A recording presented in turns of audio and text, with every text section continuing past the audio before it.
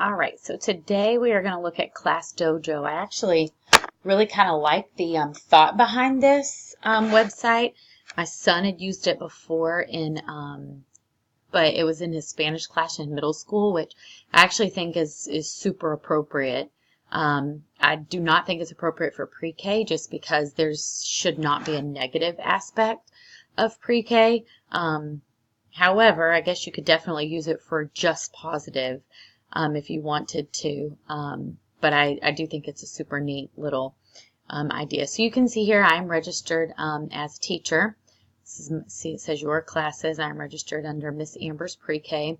I have 11 students in my pre-K. This is my afternoon class.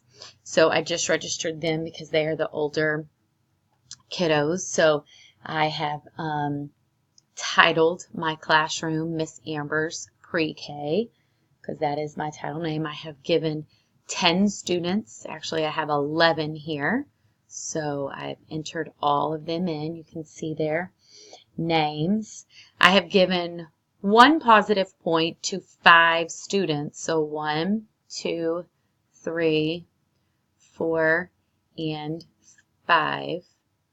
And then for the next one, I have given the needs improvement, which is a little bit tricky and hard. But Peter, Cameron, and Bryson, I gave them a needs improvement. So you can see that shows the negative.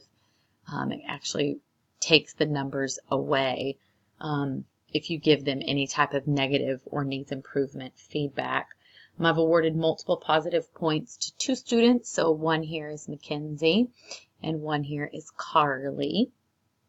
And then I printed off the reports already, but I'll just show you how you do that. So you go into that view reports right over there, that icon, and then you can see this kind of gives you a class summary. It tells you exactly all the different areas that you are focusing in on, and it kind of graphs them all out for you here. And you can scroll down and it'll tell you all about that, all of the different areas that they need. And then you can even print off individual students as well to kind of, send home to parents and things like that. I have invited 1 parent, like the rubric asks right here. I invited Carly, so I sent over that invite. I'm not inviting other parents because this is not something I'm going to be using in my classroom.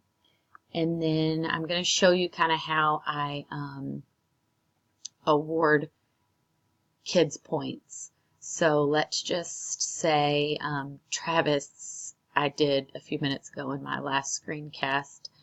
So let's just do Dominic. Let's do him. You can see here all of the positive things that they're allowed to get points for. So answering questions, following directions, hands to myself, helping others, on-task behavior, participating in whole and small group, persevering, persistent through challenging tasks, teamwork, working together to clean up, and working hard. The needs work portion, I created myself, just things that we work on, not following directions, off-task behavior, putting my hands on a friend, or telling an adult no. All things we work on a daily basis. So Dominic, right now, he really is working on keeping his hands to himself, as well as persevering through challenging tasks. So I'm going to give him a point for keeping his hands to himself, and then I'm going to give him a point for persevering through some challenging tabletop activities. And then let's do one of these guys that have a negative. Let's give them some positive. Peter has really, really been working on this right here, keeping his hands to himself. So let's give him a point, and you'll see what it does there. It changes his number because he had -1, so now he goes back to 0. And then if we wanted to give him another one for on-task behavior, we could award that for him, and then of course it changes his. And so let's do one more. Let's do Adam. Adam is really working hard on working together with his friends. He kind of likes to be his sole self-centered, which is what typical 4-year-olds do. But he's really working on that, so we'll give him a point for teamwork. You can see it changes his number from 1 to 2. And then let's say we'll give him a point for following directions. And then it changes it to 3. So it's super, super simple. And the reports even are very easy to send out. You can either email them to the parents, or you can just print them and just like pop them home, like, in folders or whatever. But super neat, fun little website.